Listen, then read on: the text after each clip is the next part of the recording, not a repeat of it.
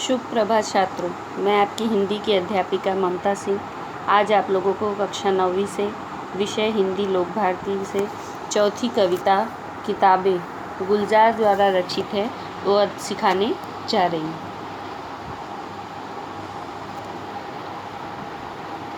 किताबें जो कविता है इसे लिखा है गुलजार जी ने। सर्वप्रथम हम उनका परिचय देखेंगे।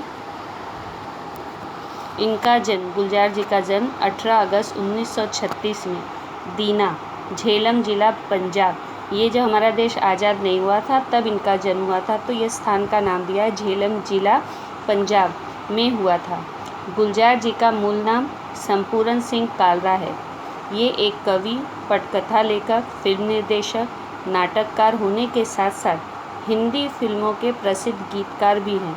इन्होंने बहुत से गाने लिखे हैं जो कि बहुत ही प्रसिद्ध हैं। इनकी प्रमुख कृतियाँ चौरस रात लघु कथाएँ, रावी पार कथा संग्रह, रात, चांद और मैं, एक बूंद चांद, रात पश्मीने की कविता संग्रह, खरासे कविता कहानी का कोलाज। इनकी पद्य संबंधी विशेषताएँ। नई कविता आधुनिक संवेदना के साथ परिवेश के संपूर्ण वैविध्य को नए शिल्प में अभिव्यक्त करने वाली काव्य धारा है, इनकी रचनाओं में पाई जाती है। प्रस्तुत कविता जो है किताबें, इसमें इन्होंने पुस्तक पढ़ने का सुख, कंप्यूटर के कारण पुस्तकों के प्रति अरुचि, पुस्तकों और मनुष्यों के बीच बढ़ती दूरी और उससे उत्पन्न हुए दर्द को बड़े ही मार्मिक ढंग से प्रस्तुत किया है। इस कविता में कवि ने पुस्तकों के साथ जो मनुष्य के पुराने संबंध थे उनके साथ बिताए गए क्षणों को याद किया है। किताबों के माध्यम से रुखों यानी पत्र जो होते थे, छोटे से पत्रों में फूल डाल के दिए जाते थे, ऐसे पत्र, फूलों के आदान प्रदान तथा निजी जीवन में पुस्तकों की वजह से जुड़ने वाले प्रेम संबंधों का चित्रण किया है। इसके साथ ही उन्होंने दुख, दर्द, उनसे मनुष्य की बढ़ती दूरियों तथा कंप्यूटर के कारण पुस्तकों के पढ़ने में सुविधाओं आदि का मार्मिक चित्रण किया है। सर्वप्रथम हम इस कविता का वाचन करेंगे। किताबें झांकती हैं बंद अलमारी के शीशों से, बड़ी हसरत से तकती हैं, महीनों अब मुलाकातें नहीं होती। जो शामें उनकी सोहबत में कटा करती थी अब अक्सर गुजर जाती है कंप्यूटर के पर्दों पर। बड़ी बेचैन रहती है किताबें, उन्हें अब नींद में चलने की आदत हो गई है। जो कदरें वो सुनाती थी कि जिनके सेल कभी मरते नहीं थे, वो कदरें अब नज़र आती नहीं घर में। जो रिश्ते वो सुनाती थी वह सारे उधड़े उधड़े हैं। कोई सफ़ा पलटता तो एक सिसकी निकलती है। कई लफ्ज़ों के माने गिर पड़े हैं, बिना पत्तों के सूखे ठुंड लगते हैं वो सब अल्फाज, जिन पर अब कोई मानी नहीं उगते। ज़ुबां पर जो जायका आता था, जो सफ़ा पलटने का, अब उंगली क्लिक करने से बस झपकी गुजरती है। बहुत कुछ तह बतह खुलता चला जाता है पर्दे पर। किताबों से जो जाती राब्ता था कट गया है। कभी सीने पे रख के लेट जाते थे, कभी गोदी में लेते थे, कभी घुटनों को अपनी रीहल की सूरत बनाकर नीम सजदे में पढ़ा करते थे। छूते थे ज़बी से वो सारा इल्म तो मिलता रहेगा आइंदा भी, मगर वो जो किताबों में मिला करते थे सूखे फूल और महके हुए रुखे, किताबें गिरने उठाने के बहाने रिश्ते बनते थे, उनका क्या होगा? वो शायद अब नहीं होंगे। अब सर्वप्रथम पंक्ति हम देखेंगे। आप लोग एक नोटबुक और पेन हिंदी की लेके बैठिए। जो शब्दार्थ मैं बता रही हूँ कठिन लगे वो आप लोग लिख सकते हैं, और मैं वैसे आपको PDF में क्वेश्चन आंसर शब्दार्थ सब भेजूँगी, वो भी आपको लिखना है। किताबें झांकती हैं बंद अलमारी के शीशों से। झांकती का अर्थ है छिप कर देख रही है। कहाँ से? जो अलमारी है, अलमारी कैसी है? शीशों की, कांच लगे हुए हैं, और उस अलमारी के अंदर से किताबें क्या कर रही हैं? झांक रही हैं। बड़ी हसरत से, उम्मीद और आशा से। शोबत मतलब है संग या साथ में। यहाँ पे कवि कह रहे हैं, पहले क्या होता था, किताबें झांकती है बंद अलमारी के शीशों से, बड़ी हसरत से तकती हैं, महीनों अब मुलाकात नहीं होती, जो शामें उनकी सोबत में कटा करती थी अब अक्सर। कभी कंप्यूटर के युग में किताबों की पहली जैसी उपयोगिता न रह जाने पर अपनी तीव्र मानसिक पीड़ा का चित्रण करते हुए कहते हैं कि आजकल किताबें अलमारियों में रखने भर की चीज़ हो गई है, अब उन्हें अलमारी से निकालने की ज़रूरत ही नहीं पड़ती। बंद अलमारी की ओर देखने पर ऐसा लगता है जैसे किताबें अलमारी के शीशों से कवि की ओर झांक रही हों। वे इच्छा करती हैं, कामना करती हैं कि उन्हें बाहर निकाल कर कोई पढ़े। कवि कहते हैं कि अब तो महीनों गुजर जाते हैं, उन किताबों से मिलना ही नहीं होता। एक समय ऐसा था जब उनकी शाम इन किताबों को पढ़ने में लगा करती थी, पर अब अक्सर उनका समय किस पर बीतता है, कंप्यूटर अर्थात संगणक पर ही बीतता है। गुजर जाती हैं कंप्यूटर के पर्दों पर, बड़ी बेचैन रहती है किताबें, उन्हें अब नींद में चलने की आदत हो गई है। जो कदरें वो सुनाती थी कि जिनके सेल कभी मरते नहीं थे, वो कदरें अब नज़र आती नहीं घर में, जो रिश्ते वो सुनाती थी। यहाँ पे गुजरने का अर्थ है बीतना। जो कदरें का अर्थ होता है मूल्य या मायने। शेल यानी कोशिका। यहाँ पे कह रहे हैं कवि, कंप्यूटर आने के पहले उनकी शाम किताबें पढ़ने में बीता करती थी, पर जब से कंप्यूटर आ गया है तब से वे कंप्यूटर पर ही पढ़ते लिखते हैं, इसलिए उनकी शाम कंप्यूटर के पर्दे पर ही अक्सर बीतती है। इस वियोग के कारण किताबें जो है इस दूरी के कारण, वियोग का अर्थ है दूरी के कारण, बहुत ही बेचैन रहती हैं। अब तो हालत ये हो गई है कि ये किताबें नींद में चलने लगी हैं, अर्थात वे कवि को अब सपने में कभी दिखाई देती हैं। इन किताबों से जिन मानव मूल्यों की जानकारी मिलती थी और वो अब अक्षुण्ण हो गए हैं, यानी दूर हो गए हैं, वे मानव मूल्य अब घर में नज़र नहीं आते। ये किताबें रिश्ते संबंधों के बारे में, जो हमारी सांस्कृतिक परंपराएं, विचारधाराएं, बहुत सी ऐसी चीज़ें हैं जिसकी जानकारी हमें किताबों द्वारा प्राप्त होती है, तो अब वो क्या हो रहे हैं, कम होते जा रहे हैं। वे सारे उधड़े उधड़े हैं, कोई सफ़ा पलटता तो एक सिसकी निकलती है, कई लफ्ज़ों के माने गिर पड़े हैं, बिना पत्तों के सूखे टुन लगते हैं वो सब अल्फाज जिन पर अब कोई मानी नहीं उगते हैं। उधड़े उधड़े का अर्थ है सिलाई टूटना। जो किताबें होती है, आप देखे होंगे सिलाई करके बांधी होती, सभी पन्ने एकत्रित होते हैं, तो वो क्या है, उधड़े उधड़े यानी उनकी सिलाई टूट गई है। सफ़ा का अर्थ है पन्ना, जो किताबों के पन्ने हैं वो।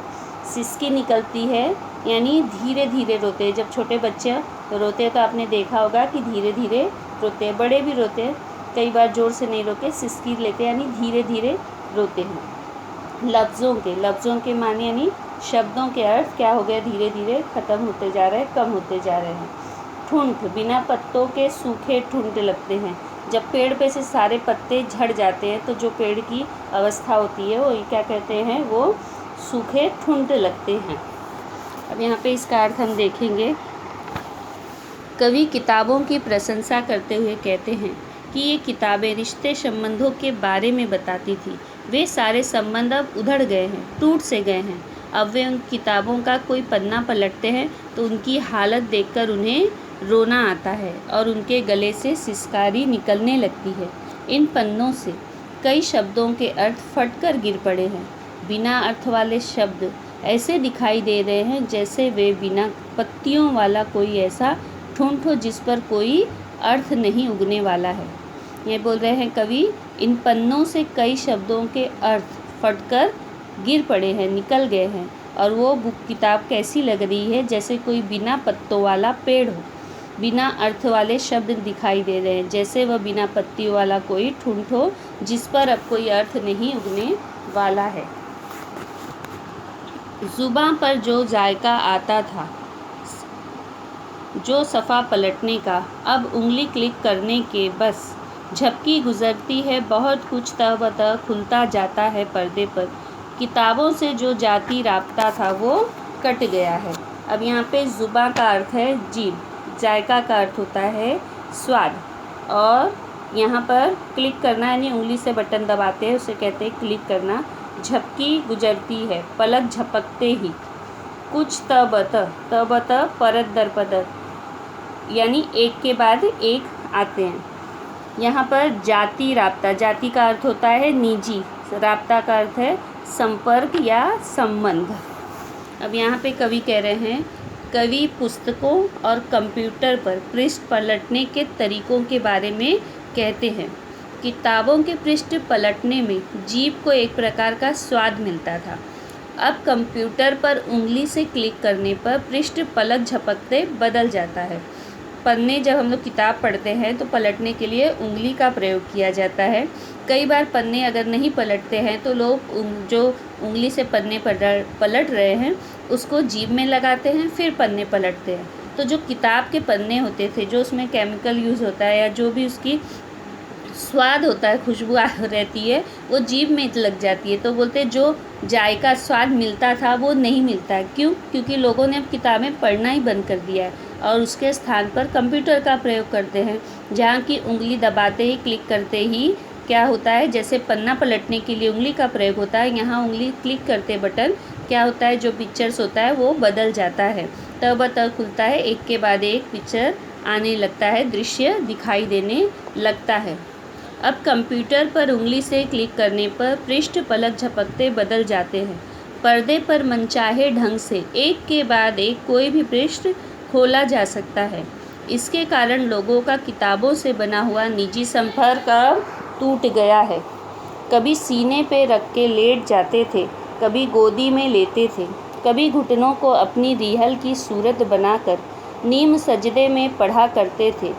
छूते थे जमी से, वो सारा इल्म तो मिलता रहेगा आइंदा भी। सीने का अर्थ होता है छाती से, गोदी का अर्थ है गोद। कभी घुटनों को अपने रिहल जो हमारे धर्म ग्रंथ होते हैं, जैसे गीता कुरान है, तो वो हम पढ़ते हो, बहुत मोटी किताब होती है, वो हम हाथों में लेकर नहीं पढ़ सकते हैं। तो एक लकड़ी का, किताब रखने और पढ़ने के लिए एक लकड़ी का बना होता है, उसको खोलने बंद करने का जो साधन होता है उसको बोलते हैं रिहल। नीम सजदे में यानी आधा माथा टेकते हैं जो, उसको बोलते हैं नीम सजदे में। छूते थे जबी से, जबी का अर्थ है माथा। आइंदा में, आइंदा भी का अर्थ है भविष्य में।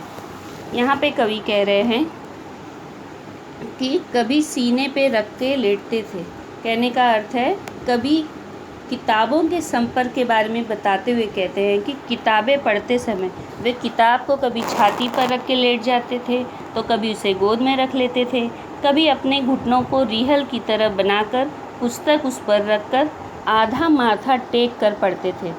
उसे माथे पर चढ़ाते थे ताकि भविष्य में भी उसका ज्ञान हमें प्राप्त होता रहे। लेकिन अब क्या हो गया, वो धीरे धीरे ख़त्म होते जा रहा है, उसके स्थान पर कंप्यूटर ने ले लिया है। मगर वो जो किताबों में मिला करते थे सूखे फूल और महके हुए रुक्के, किताबें गिरने उठने के बहाने रिश्ते बनते थे, उनका क्या होगा, वो शायद अब नहीं होंगे। रुक्के का अर्थ है चिट्ठी या संदेश पत्र छोटा सा, वो शायद अब नहीं होंगे। यहाँ पे कह रहे हैं पहले क्या होता था, लोग अपने बात को दूसरे तक पहुँचाने के लिए चिट्ठी या संदेश पत्र भेजते थे। इस किताबों के द्वारा बहुत से रिश्ते बनते थे। किताबों के साथ कुछ रोचक बातें भी जुड़ी हुई है। कंप्यूटर पर आधारित हो जाने पर अब शायद उनका अस्तित्व नहीं रह जाएगा। किताबों में कभी कभी किसी के लिए फूल या संदेश पत्र रख दिया जाता था, जिन्हें लोग सूख जाने पर भी संभाल कर रखते थे। ये उनके संबंधों को ताज़ा करते थे। किताबों के गिरने और उठाने के बहाने कुछ लोगों की ज़िंदगी भर संबंध जुड़ जाते थे। बहुत सी पिक्चरों में आपने पहले की देखा होगा कि किताब देने और लेने के बहाने या उठाने के बहाने एक दूसरे से संबंध जुड़ जाते थे। कवि कहते हैं कि जब किताबों का उपयोग नहीं होगा तो ऐसे संबंध भी भविष्य में नहीं बनेंगे। यहाँ पे कवि कहना चाहते हैं कि जो किताबें पढ़ने से संबंध बनते थे, रिश्ते बनते थे, वो अब क्या हो रहा है, धीरे धीरे ख़त्म हो जा रहे हैं। अतः हमें संबंध और रिश्ते बनाने के लिए और भविष्य में ज्ञान प्राप्त करने के लिए, हमारी सांस्कृतिक विरासत की जानकारी प्राप्त करने के लिए हमें क्या करना होगा, इन किताबों को पढ़ना होगा, इनसे अपना संबंध बनाना होगा, जो कि अब कम होते जा रहा है। तो यहाँ पर कवि ने किताबों को महत्व जो कम होते जा रहा है संगणक के कारण, उसकी ओर हमारा ध्यान आकर्षित किया है और किताबों को पढ़ने के लिए हमें सीख दी है। अब यहाँ पे शब्द देखेंगे हम। हसरत, हसरत का अर्थ है कामना, उम्मीद या इच्छा। सोबत का अर्थ है संगत, कदरें, मूल्य या मायने। जायका, स्वाद। सफ़ा, पन्ना, अल्फाज, शब्द। राब्ता का अर्थ है संपर्क। जबी अर्थात माथा। इल्म का अर्थ है ज्ञान। रुक्के का अर्थ है चिट्ठी या संदेश पत्र। रिहल अर्थात ठावनी पर जिस पर धर्म ग्रंथ रखा जाता है या पढ़ा जाता है। आप लोगों को मैंने नोटबुक में लिखने के लिए क्वेश्चन आंसर भेजा है PDF बनाकर, तो आप लोगों को ये सब उसमें लिखना है। जैसे यहाँ पे दिया है, एक वाक्य पूर्ण कीजिए। किताबों की अब बनी आदत नींद में चलने की। किताबें जो रिश्ते सुनाती थी, जिनके सेल कभी मरते नहीं। कविता में प्रयुक्त उर्दू शब्द तथा उनके अर्थ। इल्म, अल्फाज, आइंदा, भविष्य में, ज्ञान, शब्द आदि। किताबें यहाँ रखते थे।